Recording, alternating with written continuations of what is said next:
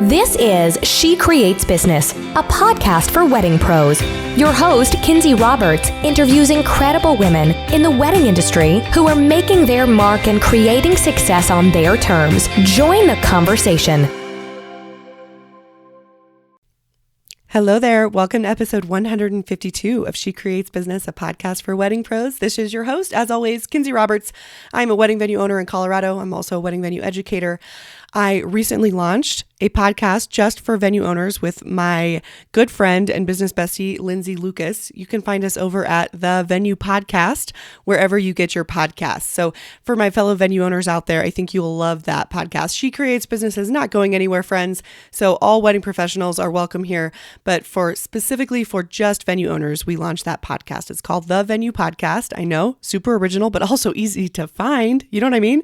And head over there and join us. It's a good time. Michelle Loretta from Sage Wedding Pros is the guest today, and I feel very honored that I had this opportunity to interview her. I'd be surprised if you don't know who that is. She's been in the industry for over 10 years. She's absolute stalwart and just an amazing human being to learn from. I thoroughly enjoyed this conversation. We're talking about taking business risk with intention and purpose. And as you might have guessed, that includes knowing our numbers, knowing our financials, being a boss at accounting. Not that we have to all become accountants and bookkeepers, but at least having enough knowledge that we feel confident, and we feel confident enough to be a little bit dangerous with our decisions. So we know exactly what we have. We know exactly what's coming in. We know what our financials are. We know what the numbers are, what our KPIs are, all of the metrics. And Michelle does an incredible job of breaking it down to be easily understandable. I'm going to tell you about her in just a second, but I also wanted to remind you guys, I don't think I've been able to say it on the podcast yet. As I record this, the She Creates content calendar has launched.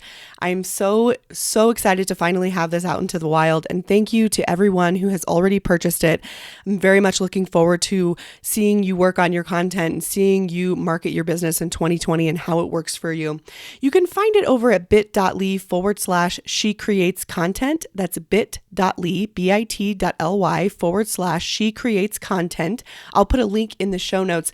There is a video right at the top of the page that will show you step by step exactly how to use this calendar. That is my number one most frequently asked question. How do I use this? Is this for me? Can I use it in my business if I'm a live watercolor artist, if I'm a photographer, if I'm a planner, if I'm a venue owner? Insert your niche here. The answer is yes to all of that, and I tell you why in the video. And at the end of the video, I actually share a free PDF download, which is you don't have to, you can just also scroll to the end of the video if you get what you need out of it to get the PDF download. And that download has 13 content prompts directly from the calendar. And in the video, I show you 15 strategies, and those are marketing strategies for using those content prompts. And so marketing strategy is take this prompt, put it on Instagram Live, here's how you promote it. Or take this prompt, put it on Facebook and on your blog, and here's how you promote it. So there's actually 15 different ones of those. What comes with the content calendar? That's my second most frequently asked question. Three things. Let me tell you what they are. You'll get a 10-page welcome guide. It includes marketing channel ideas, so how to use each marketing channel that you could potentially be on, best practices, daily prompt ideas. So that comes back to the strategy. What could you post on a daily basis to engage your audience? And monthly themes to keep in mind as you're creating content. As wedding professionals, of course, we're working in a 12-month year just like everyone else, but each quarter is essentially a different theme, right? We have engagement season, we have booking season, we have attending and wedding season, and then we're back to engagement season, right? And so within those quarters and within those themes, I've given you ideas about what's popular in each month of the year, not even just in the wedding industry, to get your brain turning and to understand, okay, how can I create even more relevant content? That all comes just in the welcome packet. So then, of course, you get the actual marketing calendar. It's 365 days of content for wedding business owners only. These are all wedding business related prompts for wedding clients. This is not for general creatives. I created it specifically for us. And if you're in the wedding industry, if you're serving engaged couples, the content is for you. And I explain more about that in the video I mentioned that you can find at bit.ly/She Creates Content. And then finally, I give you a 30-day sample strategy calendar. So I've created a 30-day calendar. It's a month of prompts to boost your creativity when it comes to creating a consistent marketing strategy for your own wedding business. So the content calendar, the 365-day calendar, that's all topics. Those are all topics you can speak on. Whether you create a blog post, an Instagram post, a Facebook post, you get on Instagram stories, that's just the content part of it. The sample strategy calendar goes even a little bit further and says, okay, on Tuesdays, you're educating your clients. So that's when you dig into the content calendar. And then all other days of the week, you're doing something else. And this sample strategy calendar tells you exactly what to do. It tells you to share a review, share a testimonial, go behind the scenes, share your wedding, stuff like that. So those are the 3 things that come with a content calendar. And again, you can find that over on bit.ly/she creates content. The calendar is $127, you guys. It is going up on December 10th to $197, and there it will stay, but I would love for you to get it at the lower price. So head over to bit.ly/she creates content. This is my signature product for 2020. I don't have any plans to create any other products aside from what I'm doing over at the Venue podcast. And again, head over and watch that video. At the very least, get the free content prompts, get the free information about how to strategize your marketing as a wedding professional in 2020 and beyond. And if that's all you get, I know it's going to be helpful to you. That's why I created that video. But like I say, that PDF is at the end of the video, and the video is at the top of the page. And I'm putting the link in the show notes. But if you're writing it down, bit.ly/she creates content. So let me talk to you about Michelle. If you don't know Michelle, she's a business consultant and financial strategist for wedding and event professionals. As founder of Sage Wedding Pros, she blends her past as an accountant for Deloitte, a sales and marketing manager for DDLA, a merchandiser for Coach, and a stationary entrepreneur to strengthen wedding businesses worldwide. Sage Wedding Pros produces the Next Level Summit Be Sage Conference. Michelle has been asked to speak at a number of industry conferences, including NACE Experience, Biz Bash Live, and the special event. You guys, she worked for Deloitte and Coach. Yes, the handbags. I don't know what to say about that. If you don't listen to anyone, listen to Michelle, right? About your financial strategy. That's what we're talking about today. And my goodness, she's so good at teaching it. She really just makes it happen and breaks it down in a way that you're going to say, oh, why haven't I been doing this the whole time? We also talk about a few of Michelle's courses. Those links are in the show notes. We talk about Accounting 101 for wedding professionals. We talk about how to create a cash flow plan. Again, all in the show notes. And then also, you guys, February 3rd through the 6th, 2020, she is hosting B-Sage Conference. She's done this for multiple years. It's super popular. She has amazing speakers and guests. It's going to be in Austin, Texas, which I've been there multiple times. It's an awesome city. If you have not been to Austin, Texas, this is your chance. You can find more information at bsageconference.com, and that is also in the show notes, my friends.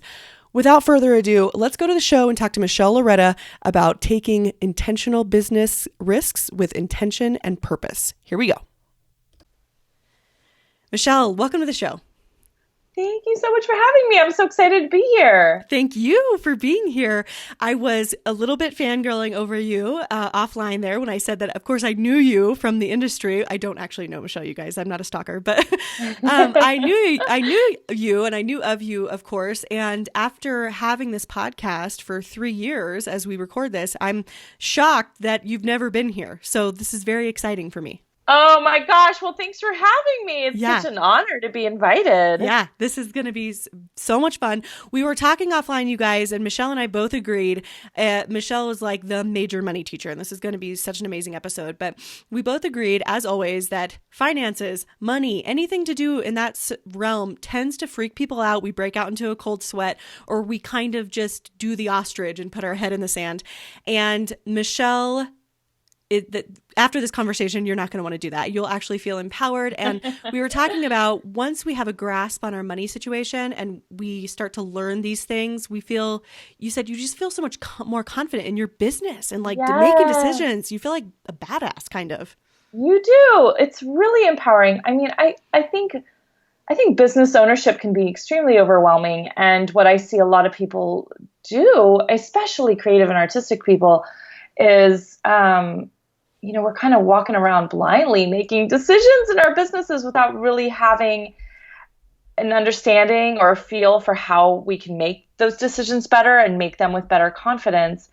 And once you start to understand how the numbers work with your business, it's incredibly empowering. And I see business ownerships go from really unsure, almost, even in consultations, not even completely confident in asking or pricing themselves or explaining their services. And when they start to understand their business finances, it's all of a sudden I see this completely different person that stands tall, stands like, yep, you are going to pay me $10,000, right? Like it's a complete turnaround. It's incredible how that can change your relationship with your business. Yes. I want to dig in right now, but before we do that, I really would like for you, I'm sure a lot of people listening know exactly who you are, but for those who don't know who you are or need a reintroduction, would you just give us just a quick, who are you, what you're doing in the industry, and a little bit how you got here?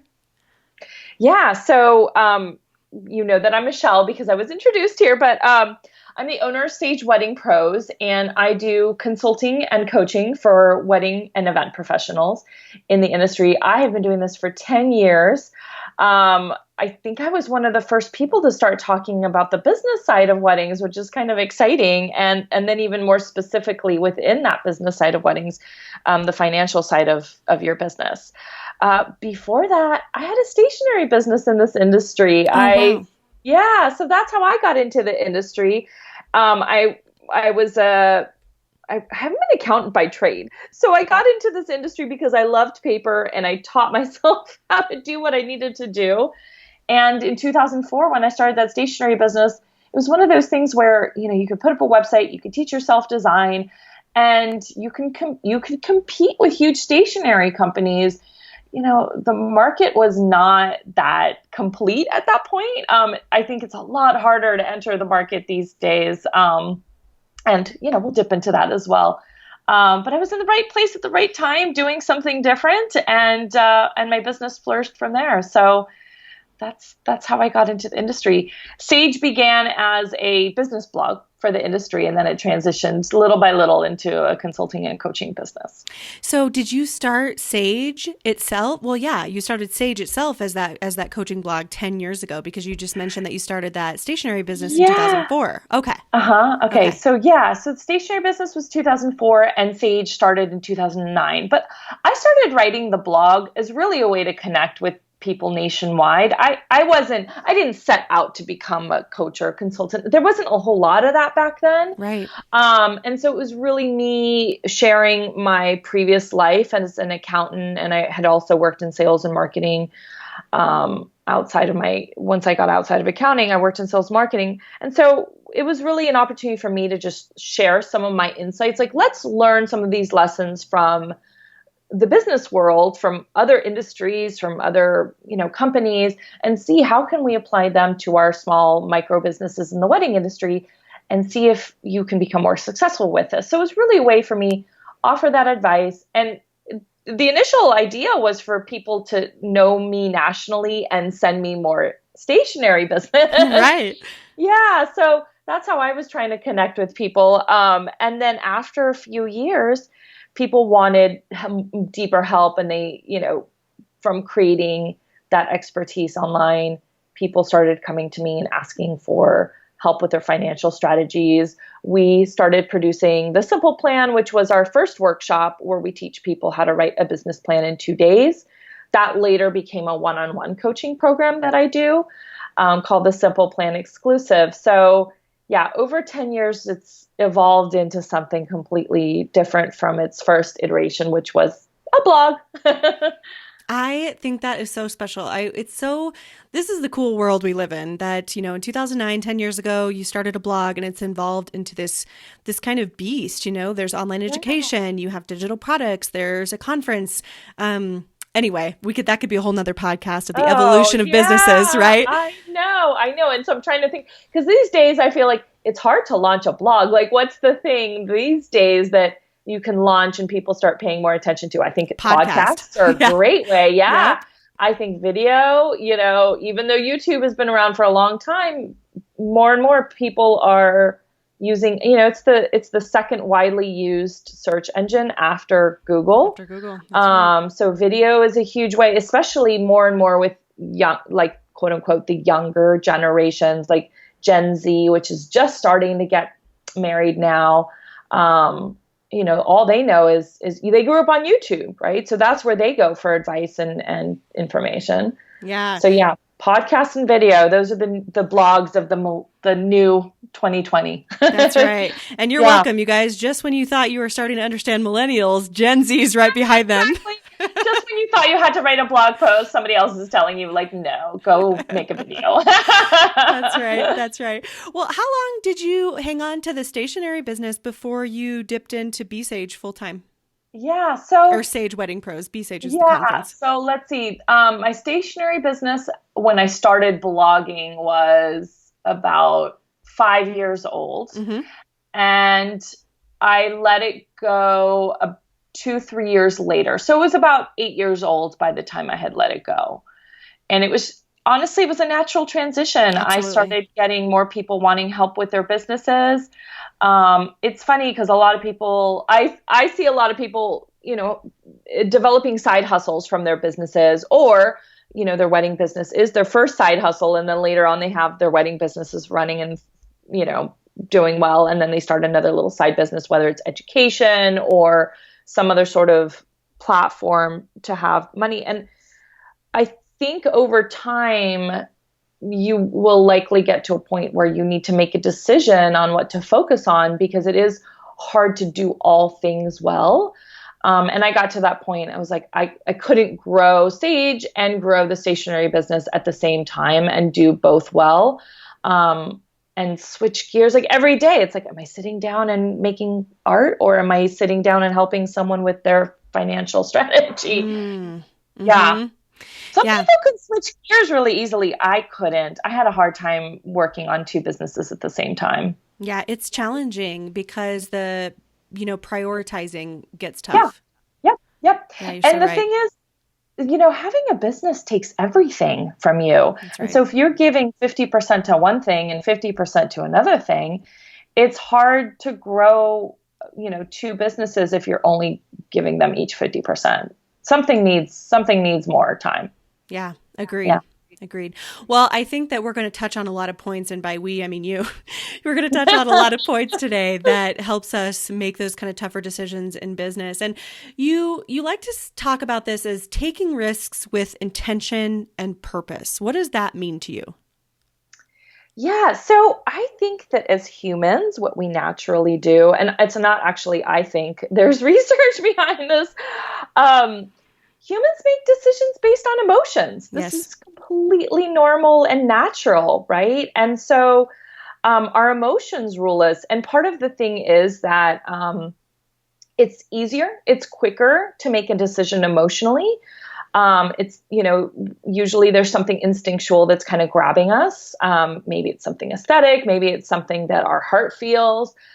Maybe it's, a connection with other people, and that's driving that decision. But we're making decisions emotionally. It's way harder to sit down and make decisions with reason. And with, sitting down and looking at quote unquote data or finances or numbers or any of those sorts of things, it takes a lot more time and discipline to sit down and do it that way. Right. Mm-hmm. And so it's natural. Like, everybody does this. Even I do this. I have done this in my past. And I still do this, where we make decisions emotionally. I think the switch is to get in the habit of sitting down and making time to spend time with numbers or with data or whatever sort of decision you're looking at making. You can usually get it back to a financial decision and back it up with numbers. And it's really just about practice, like anything in life, right? It takes practice to develop a yoga routine. It takes practice to develop, exercise routine, or even, in our creative endeavors, when we started, doing photography or stationery or design or anything like that. It's not something that we understood initially.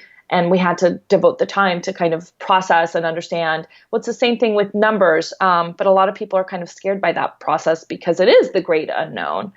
But if we develop that habit, that routine of sitting down with numbers, understanding our numbers, trying to make decisions with numbers, you do get better at it, and you start to make stronger, smarter decisions because the numbers don't lie. The numbers tell you everything that's in front of you about your business and where you can go with your business. And I don't want to generalize here, but I am going to for just a second. So pardon me for being super binary, everybody. But there's a lot to be said. There's a lot of articles out there and blog posts and all the things that say it's harder for women they think like, I'm bad with money, I'm bad with math. They don't want to make those financial, we're more risk averse. Yes. Than men are. And I think that especially, for this podcast, I only interview women wedding entrepreneurs. And so we have a majority listenership of women.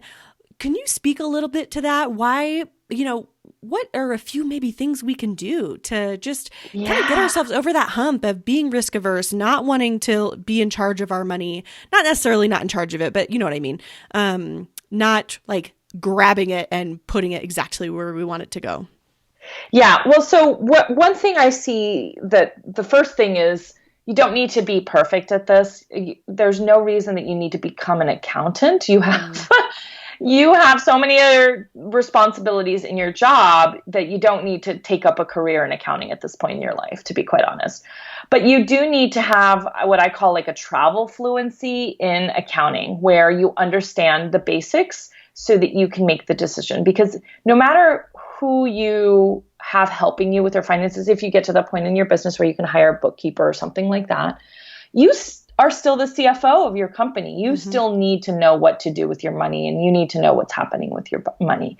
And so I think that a lot of business owners and women, a lot of times they think it's like all or nothing. Like, I have to understand everything, and I don't understand the debits and the credits and all of these things.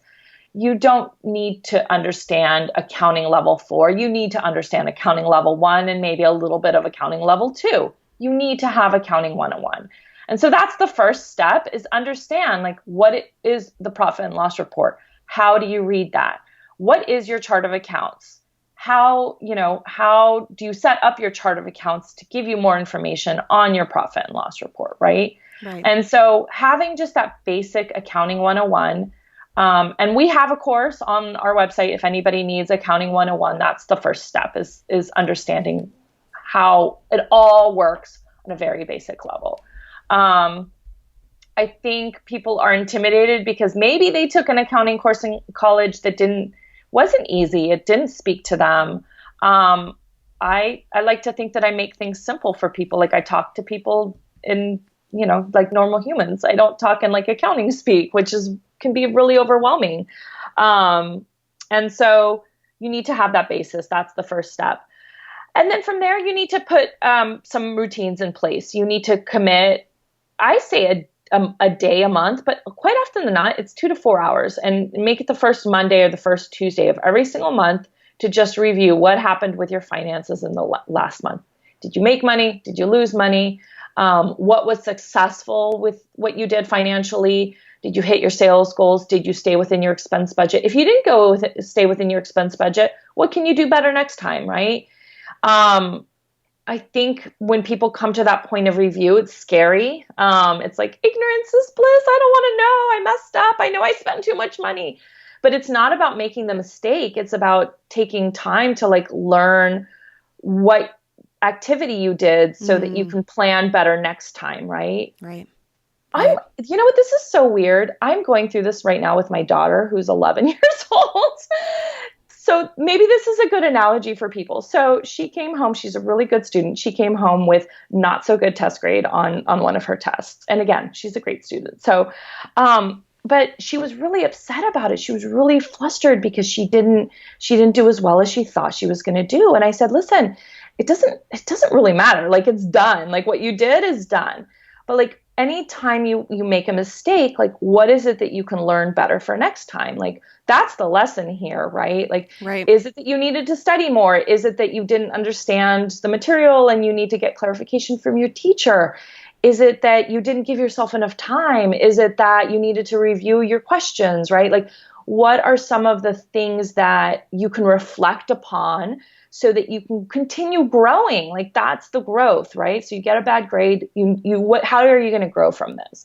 And it's the same way with your finances. Like, don't be scared when things are not going according to plan. they usually don't. Like you're either doing better or worse, right? So, Right.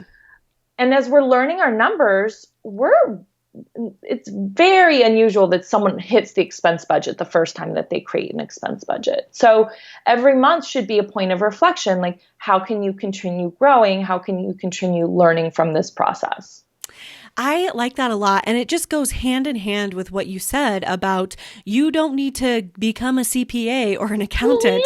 You just need to understand basic accounting 101 principles and start applying those principles to your reflection and just growing incrementally each month when you do that, that one day of business, which, 2 to 4 hours. It goes hand in hand. Yeah. It's not about becoming a better accountant. It's about becoming more knowledgeable and more, strengthening your position and your knowledge with your own money within your own business.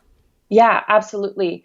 Well, and what I see happen with that quote unquote accounting day, it actually often turns into like a strategy day, which is so important. So many people always say, I don't have time to work on my business. I'm just so deeply embedded in the business.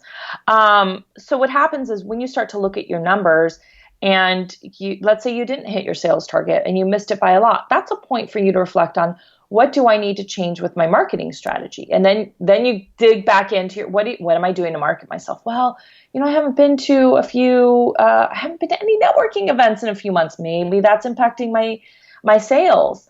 So what can I sit down and do in the next few weeks to hit some networking events to be more visible, right?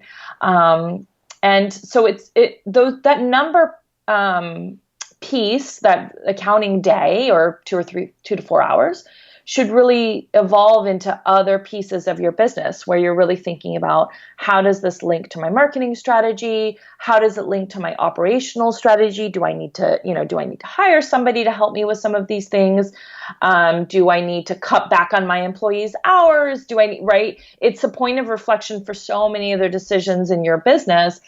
And really the first step is just, start at the beginner level, sit with your numbers, try to reflect, what did I do well? What do I need to improve upon? What do I need to change going forward to be better? And the more you kind of go through that process of asking those questions of yourself, you're going to see that it starts to develop into other decisions that you make in your business. And this is how you start to make stronger decisions with your business, right? You start to say, well, I need more sales. How am I going to expand my marketing, because I'm clearly not getting the volume that I need? Or maybe it's, I need to increase my pricing, which is a marketing decision too.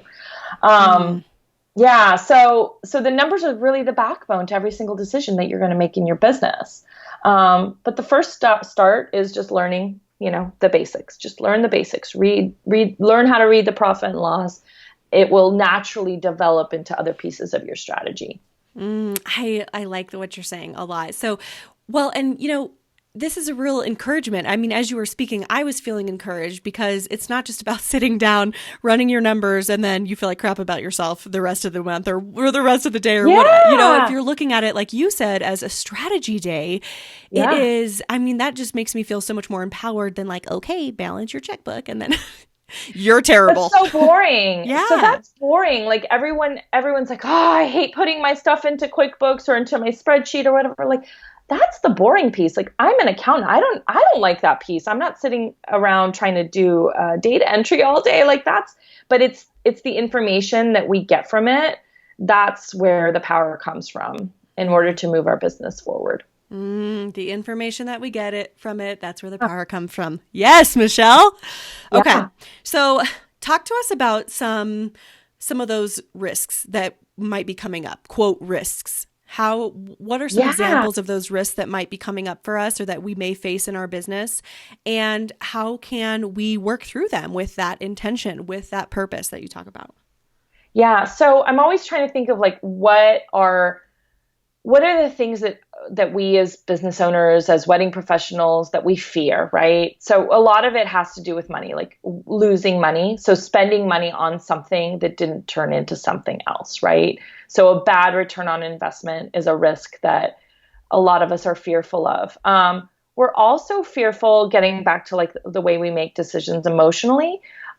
We're afraid of the way that others perceive us, right? So a lot of times we don't do something because we think, oh, well, that might not look good on my Instagram or something like that, right? Yeah. That's not even numbers related. I'm not even going to get into that. But you do need to be thinking about how the emotions that you go through are limiting you in terms of how you take those risks, right? And so when you can kind of just dissect some of those things, you can start to say like, oh, well, that is an emotion I'm going through. I have this emotion where, let's say I have to keep up with the Joneses and therefore I have to do certain things on social media or have to constantly post to social media and those sorts of things. But the reality is like, you can do whatever you want, right? Like you can go in any direction that you want. You can make that decision. So emotions drive some of that feeling of risk, right? In terms of numbers, it's really what I said in the beginning, like we're scared of making a poor investment. And so we look at something like, should I move into an office space, or should I spend, $5,000 on this print ad, or should I take on a part-time employee that's probably going to cost me, I don't know, $15,000, $20,000 a year. Can I afford that? That's a great example, actually. Let me drill down on that one a little bit, because a lot of times people, they want help in their business because you're so overworked. This is such a labor intensive job that we do in the wedding industry. Mm-hmm. And so we're trying to figure out, how do I make that investment? And so we feel that risk, like, can I afford to pay them? Do I know how to train them? What is it that I'm going to have them do? Like all these questions start to pile up. And then we either decide to take on that risk or we sit kind of scared and we don't do anything. If you can sit down with the numbers behind that decision, so hiring an employee, and put them into a cash flow plan, which I call that like level 2, level 3 in terms of your financial understanding. Put them into a cash flow plan. You will be able to see how that employee impacts your business financially. And so what you want to be thinking of, let's say you're going to put $10,000 into an employee, like, do you already have the cash flow that allows you to do that? If you don't, what are you going to do to increase your cash flow in order to afford them? Like, how many more weddings do you need to sell, essentially? Or is it cutting back on other expenses? Or is it really identifying like, well, maybe I don't need somebody that's coming in at $10,000 a year. Maybe I can hire somebody that's just coming in a few hours a week, and that will relieve me a lot. And it's only $5,000 a year, right?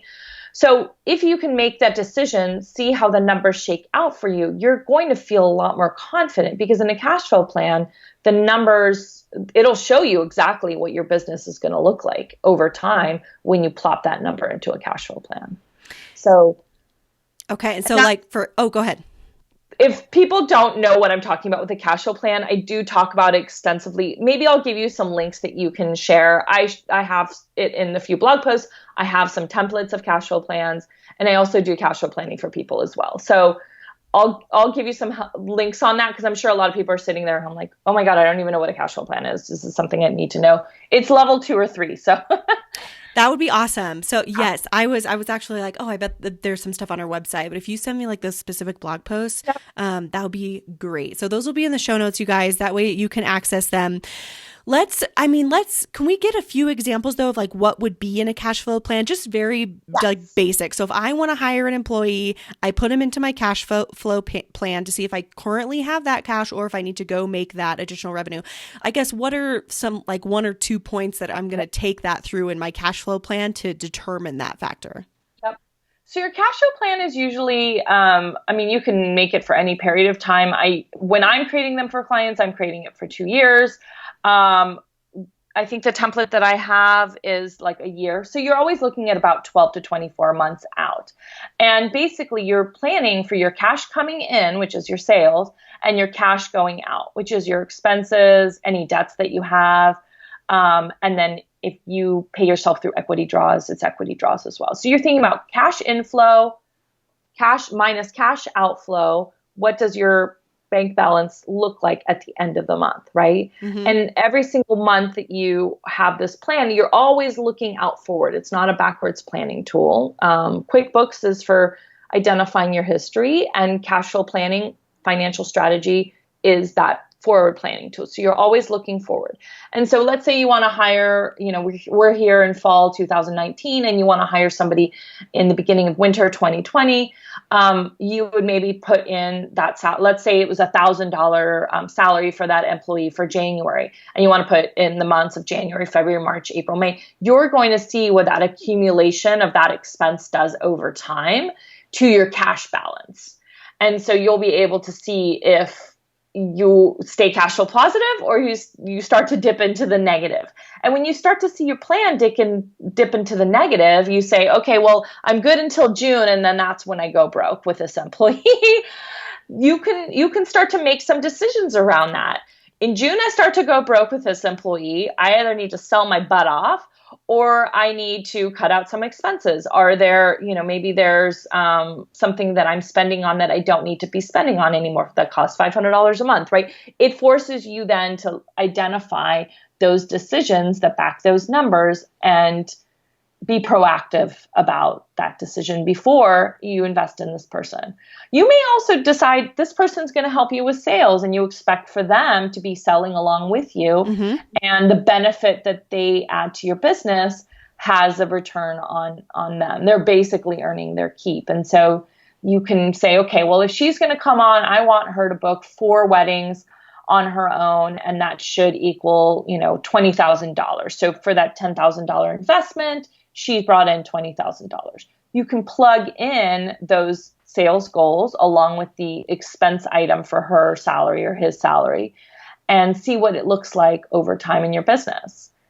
Ideally, so a business here's the thing, if you're investing in staff, you want to make sure that your business is scaling. So this is when we get into what's called scalability.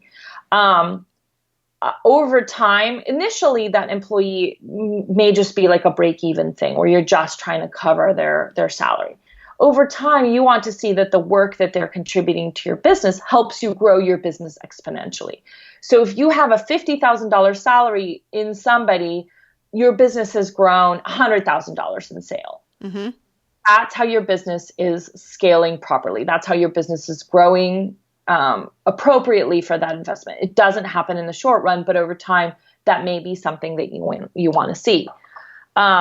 You may hire that person just because you need relief of what you do. They're an administrative person and they're not going to help you scale the business. That's another consideration to make, right? But these are all sorts of questions. I'm like going in so many tangents right now because when you sit down with the numbers, those are naturally some of the questions that pop up. And in answering those questions, you're playing a lot of what if scenarios. You decide what that path is going forward when you take on that big expense, that big risk ultimately of taking somebody on as an employee. That's right. Well, and as taking on an employee or other operational decisions, I mean, there are ways to maybe test that to know if you're going in the right direction, right? Mm-hmm. What are some ways you could test? We could use a new example too, but what are some ways we can test these operational decisions to get a better understanding if they're going to take us, our business, in the right direction?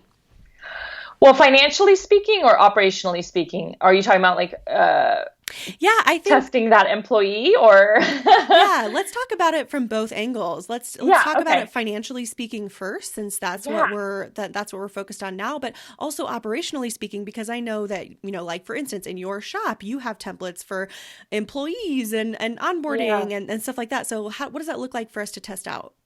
Yeah. So financially, you want to put it into the cash flow plan. So just like I described, you want to put in what's that monthly pay that you would be giving that person. If they're going to be somebody that's just supporting you and you don't expect a link, because a lot of times there isn't a sales benefit that person's going to bring. You're just going to show it going out as an expense. But maybe it frees you up to sell more. Maybe, maybe you have the cash savings that you can afford that person, right? So you're really testing that. If you are linking that individual to a sales increase, you can show that. You can say, okay, I'm going to invest $10,000 in this person. I expect in year 2, there's going to be $20,000 in additional sales. Let me plop this in. The important piece, like we were saying earlier, is to sit down with it every month and say, okay, am I hitting these sales goals or not? Because if not, you want to be able to have the time to be able to adjust. You don't want to get to that point where you've been paying this person and they are not paying off, right? So the cash flow plan gives you the insight in advance to kind of see the writing on the wall 6, 12, 24 months down the road, okay? Okay. So you can test those numbers. And the thing is, you don't just put the plan down and you say, okay, this is it. This is our plan for 2 years. If you're sitting down and reflecting with it and testing it and moving and changing assumptions and things like that, your plan will work for you. You'll be able to move your business in the direction that you want. And then operationally, oh my goodness. So I always say a lot of times people think that they need to hire somebody full time, like right out of the gates, because they're so overwhelmed with the work that they have. Yeah. It doesn't have to be that way, especially if you've never hired before. For one thing, it's not just a financial piece, but you need to understand and learn how to be a manager if you've never managed people before. And so you may want to consider the first person that you hire to be that 5 to 10 hour a week employee.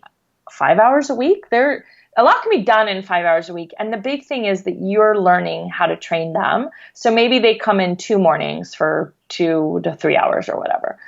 And they're just giving you like some admin support. Maybe they're helping you with set up social media posts or manage some of your, administrative tasks. But start small, because that's how you can you're testing that person, but you're more testing yourself more than anything. How is it that I feel training this person? What are the systems that I have in place, getting them up to speed? How is it going with their onboarding? If you bring on a person that's full-time, that's going to require so much more out of you in terms of time, in terms of preparation, in terms of your systems and your processes, and you might not be there yet. So that employee that comes in 5 hours a week, you can kind of help develop some of the systems around them without having, somebody there that's requiring too much of you, right? So that's what I would recommend if this is your first hire or you haven't had success hiring in the past. That's a good way to kind of test how you do as a manager. And then financially, it's not a huge obligation as well, 5 hours a week. Yeah. I like that suggestion. As you mentioned, it's not financially a huge investment, but also on the personal side and the process side, as you mentioned, it's not a huge investment. If you're bringing somebody on for 40 hours a week, then you do have to go into all of that onboarding, all of that employee training, employee handbook. Not that maybe you shouldn't have that for your 5 hour employee too, but I guess the mental load and the mental investment that you would have to make to just help somebody understand how to post to Planoly and Facebook for you, as opposed to, running your sales cycle as a 40-hour a week associate wedding planner is nominal comparatively. And it's a training ground for both of you. Absolutely. That's smart. Absolutely. Yeah. Yeah.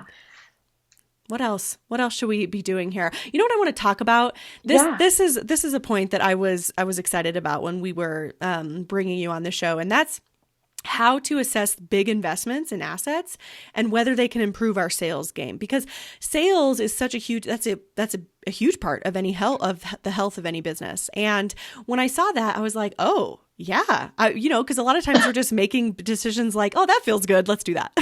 Oh yeah, absolutely. So anything that can help us improve our sales game and to actually determine if an investment's going to do that, I think that would be huge for all of us. What does that mean exactly, Michelle? Yeah. So I think the big thing you have to be real with yourself about is there a link between this investment and my sales? So let's say you want to invest $10,000 in a print ad. What do you expect that print ad to bring you in sales? Are you making that decision just based in ego because you want to be in XYZ magazine and it's wonderful? Or do you expect it to actually lead to sales? From a $10,000 investment in an ad, I want to see $20,000 in sales, right? Right. So what is that link? And there's no guarantee. At the end of the day, like, we're kind of guessing and guesstimating. But the important part is that you're sitting down and thinking about, like, what is the goal that I want from this ad? Sometimes you'll decide, you know what, this is not something that's linked to sales. I've heard that from people who with some online ads, it depends on who it is and where. It really depends on the area, and it depends on the website, and depends on the professional. Like, depends on so many things, right? Right. And it's okay sometimes if you don't expect a direct link to sales from it. If you are paying for an online ad, or maybe you're exhibiting at a show because you know that it's to drive your relationships with other professionals, that you need to be seen on this website for brand awareness, that you need to be part of this event in your local community because you want to give back and you want to be a participator and you want people to, in your wedding industry, your colleagues, to see you. That's okay. That doesn't always need to be a link. But that's the first step, is deciding, is there a link, a direct link between this activity or this marketing decision or this investment in an asset, maybe it's equipment, and sales results. So that's the first thing. And so depending on whether you say yes or no, then you can make that decision. If you say no and you want there to be a direct link, right? So I see this with sometimes with photographers and videographers. They want a new piece of equipment, costs a lot of money. And when they sit back and ask themselves that question, is there a direct link to my sales? Is this something that's going to lead to an increase in business? A lot of times the answer to that question, or sometimes the answer to that question, is no, because my equipment is getting me the business that I want. And so that answers the question. Like, I don't need to invest in this big piece of equipment if it's not going to bring it. Now, sometimes that very same question can be answered and said, yes, my equipment is not up to what people are expecting to see of their images, or maybe, the technology, we need more drone footage. I need to invest in a drone. And my competitors are doing that, and it is an important part. And I know that I'm going to be better at this than anybody else. It is going to lead to results. Then you can try to make those links between that investment and your results. So first piece, ask yourself that question. Does it link? Does it not link?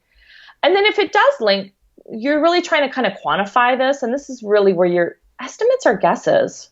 That's all this is. We're just guessing at the end of the day. The first time you guess anything, you're going to be really bad at it. I'm going to tell you, you're going to get it wrong. But the more guessing that you do over time, the better you get at it. You start to identify, oh, okay, I do actually get, 5 to 6 sales from this ad every year. Some of the assumptions that you make start to come and start to link up to actual results. So the first time you do it, you're making a guess. You're just putting numbers on your spreadsheet or on paper, and you're trying to see, okay, if I invest $10,000 into this piece of equipment, I expect $20,000 in additional sales. And then you need to think of the next step, which is, okay, how does that happen? What's the marketing plan behind that, right? Because it's not just the equipment. The equipment's not standing out on your front doorstep asking for the business, right? There needs to be an additional step. So you need to think of, how are you going to market that new piece of equipment or technology? Make sure that you add some of those images or that footage on your website so that people can see that work. Add it to your website ads. You can add video and things like that if you're a videographer on some of the sites. Get people to see that. Talk about it. We get educated and we invest in our equipment. So talk about that on social media. And then get your work out there so people can start to see the difference in the way that you're shooting. And I'm talking specifically for photography, but it could be anything. It could be you invest in a new letterpress machine. If you're a wedding planner, maybe it's you decided to hire a manager that's going to manage your events, and they're the one. And so you need to sell them then. And you need to get on social media and say, Sarah is the most amazing planner. She puts me to shame. In fact, I've cut back on my weddings because she's so much better at this than I am. And right, and you just talk them up so that now you're selling your investment, you're selling your asset. And so that's the third piece, is where you have to come back to that marketing plan. So first question, or first piece, is it a direct link to sales? Yes or no? Put it down. If it is a yes, if you expect to see, I invest $10,000, I expect $20,000 in sales, put that into your cash flow plan, see what that looks like. and then analyze it every single month, make sure that you're keeping up with that. And then third piece is back it up with a marketing plan. Because a lot of times we make a decision, we think it's going to link to a sales result, and we don't back it up with a marketing plan. That third piece is really important because we need to make sure that we're selling ourselves and we're being visible and we're not leaving that final piece on the floor.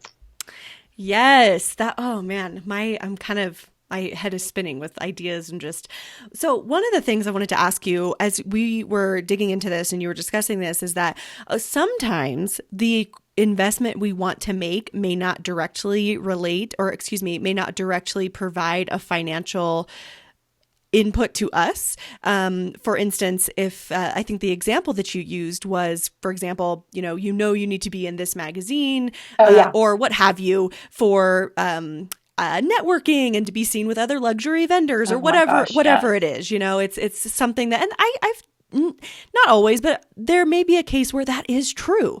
And so how do you determine if that's the right decision? Because there really isn't there isn't a way to say if I invest 10,000, who am I? Why did I say that? I love the 10,000. Who am I, Michelle? If I invest $10,000, I can speak.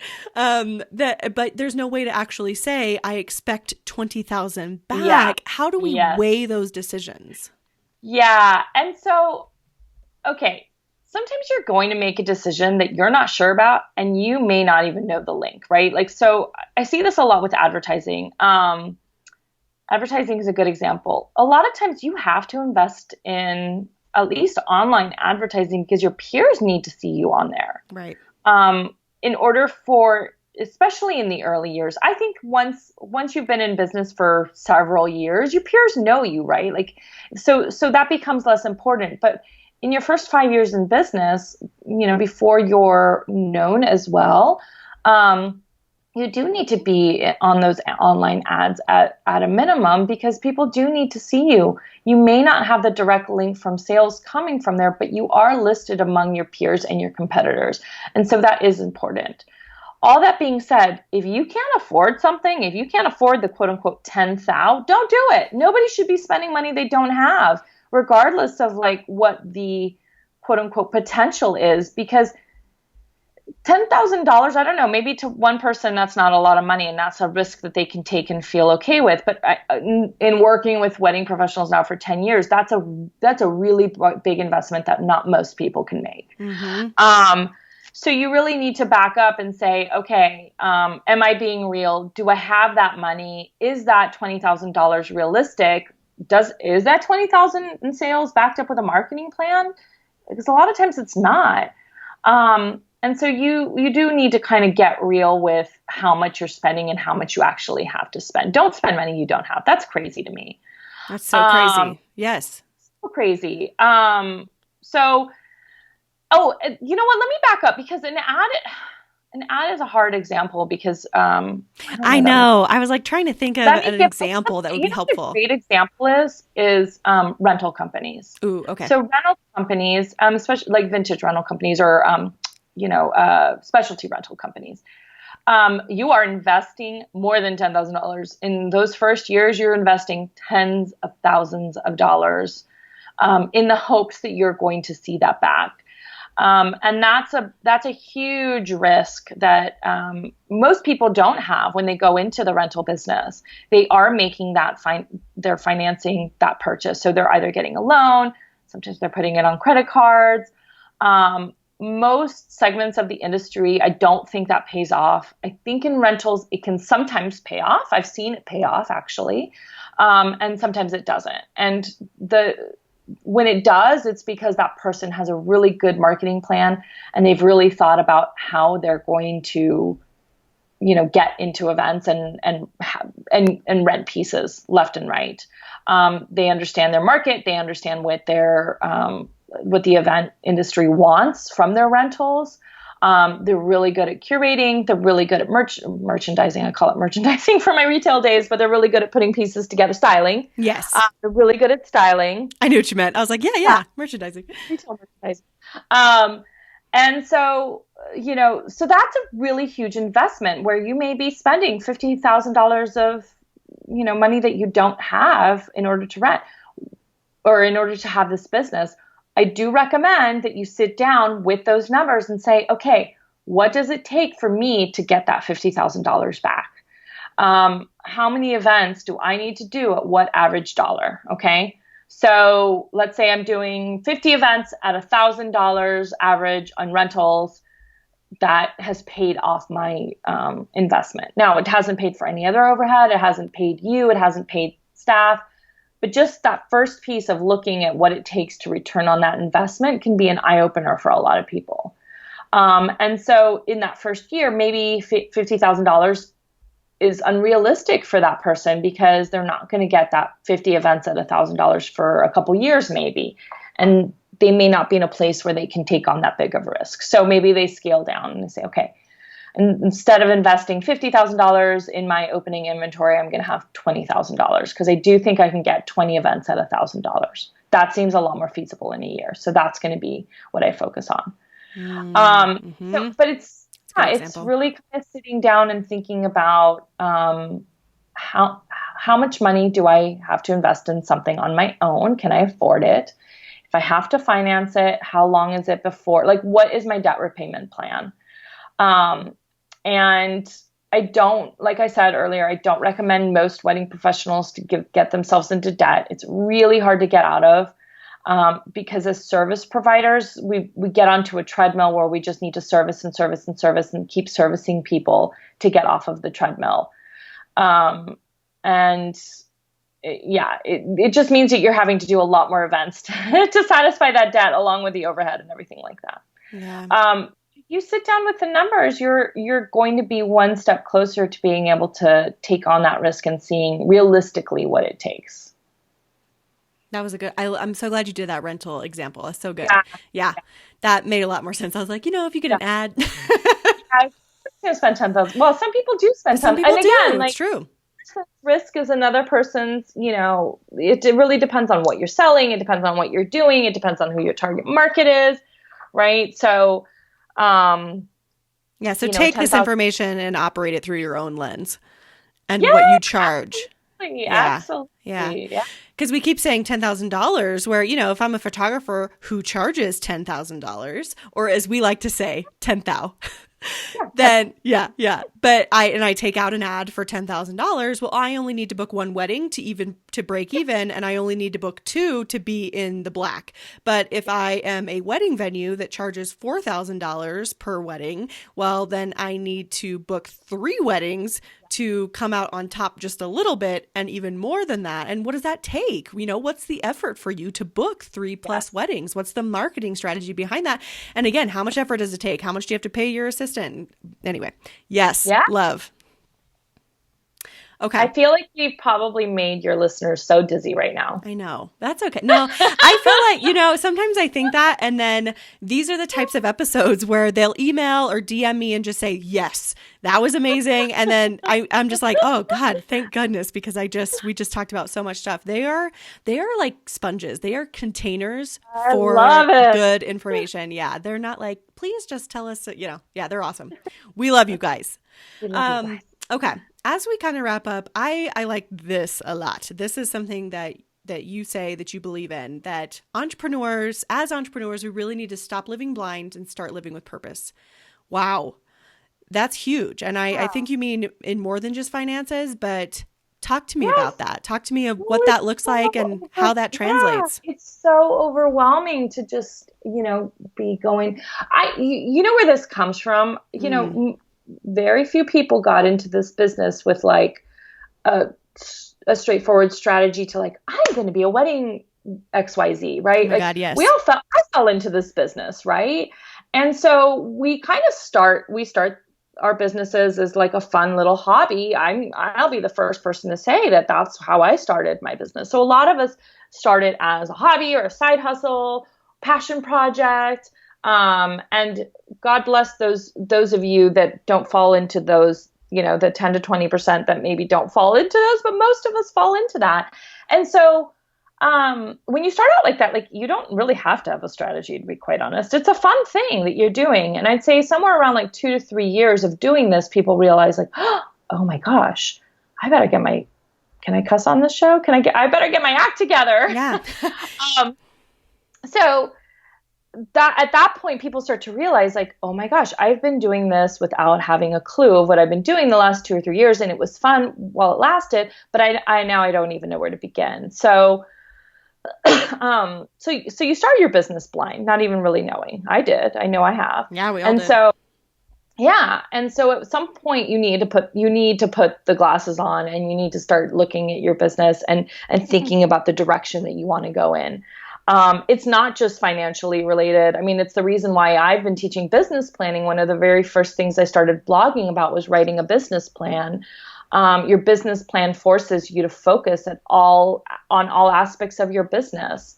It's easy to focus on the things that we feel most comfortable with. And a lot of people, it's on marketing because it's the closest creative outlet, right? Right.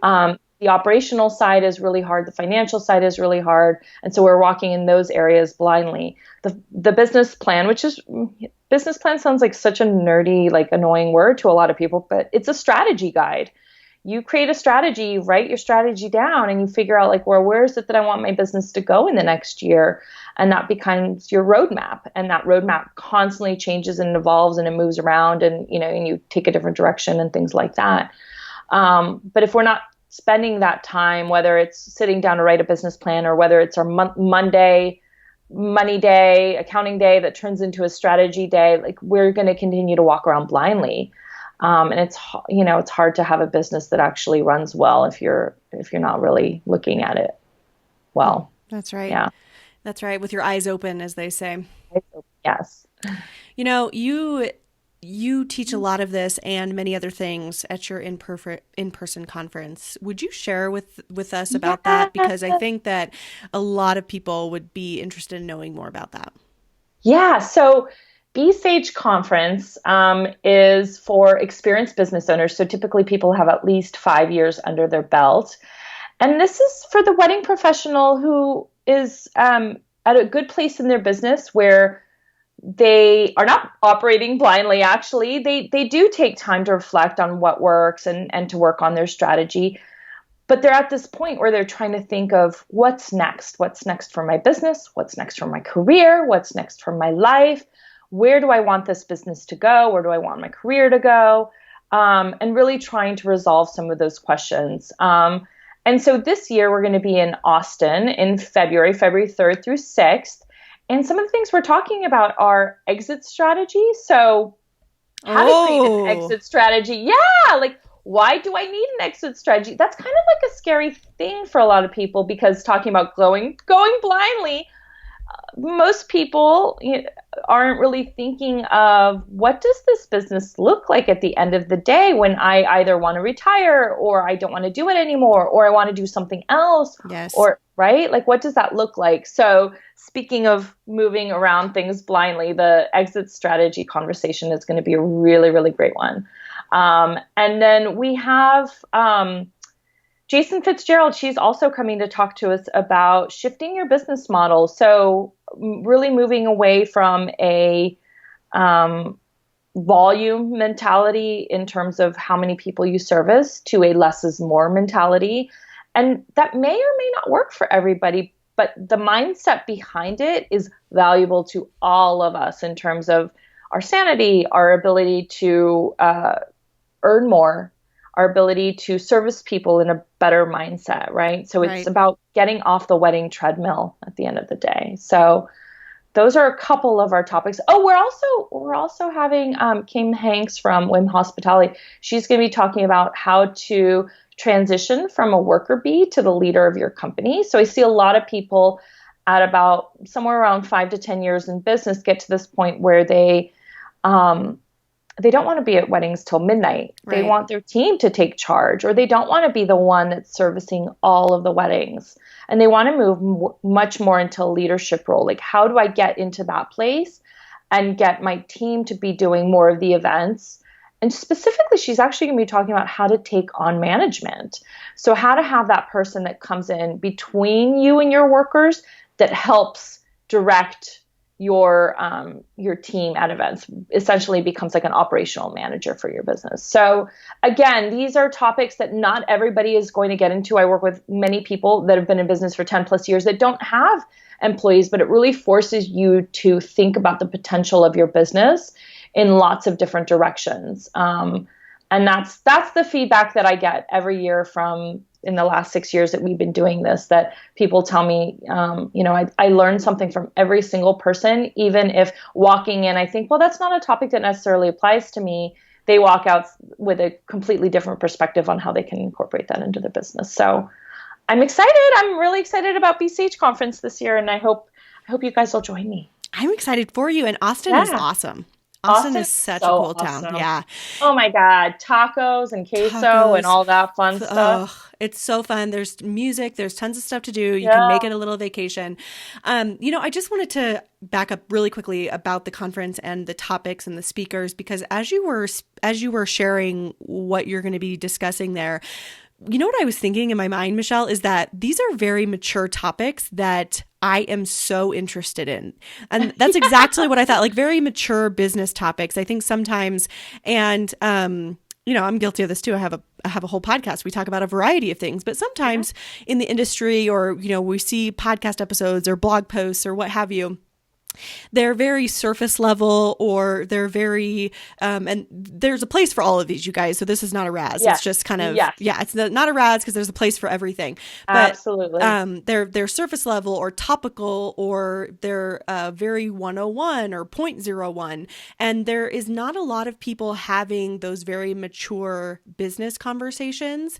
And that's what I was thinking as you were sharing these topics. And so, wow. Yeah. And I talk about a lot of conferences. And so and I've been to a lot myself. So these are sweet topics. Like when you said exit strategy, I was like, yes. So anyway, you know what? These are the things I want to learn about. Me right? too. So, I've been a business owner at one level or another for 15 years. And so, these topics always talk to me. And then, having been in the business for a long time, I start to see, what are the the painful areas for, our people that we're not getting the education on. And so, I spent a lot of time putting together the curriculum. I always tell my speakers, I'm like, listen, if you come to BSage, I'm going to micromanage your presentation because I want to make sure that everyone is like learning how to do these things in their businesses. Like they need to know tell me how to do that. What is an extra how do I put it together? What do I need to know? Don't just talk at me for 45 minutes and send me off with more questions than answers. Yes. I don't want to hear an hour biography presentation, Thank you. You just articulated that better than I could. But yes, and those biography presentations, I'm just like, please stop it. I could have bought your memoir. Yeah, exactly. Right one. Oh, Michelle, thank you from the bottom of my heart for being here today. What an honor and a pleasure for me. Will you tell everyone where they can find you online? Yeah, I am at sageweddingpros.com. That is Sage, S-A-G-E, wedding, pros, P-R-O-S.com. And then BSage Conference is B-B-E, Sage, S-A-G-E, conference.com. Perfect. Thanks for having me, Kinsey. This was really fun. Oh, it was my pleasure. And as always, guys, I will put those in the show notes. But if you have trouble finding the show notes, reach out to me on Instagram, DM me. You can also just type into Google how to find the show notes and then insert the name of your podcast player, since these days we're all using a different one and it's very easy to kind of get a tutorial. But those will be in the show notes. They'll be on my website, Michelle of SageWeddingPros.com. Thank you again for being here. Thank you. Thank you so much for listening to She Creates Business. Please take a minute and head to iTunes to leave an honest review so we can help more wedding pros find the show.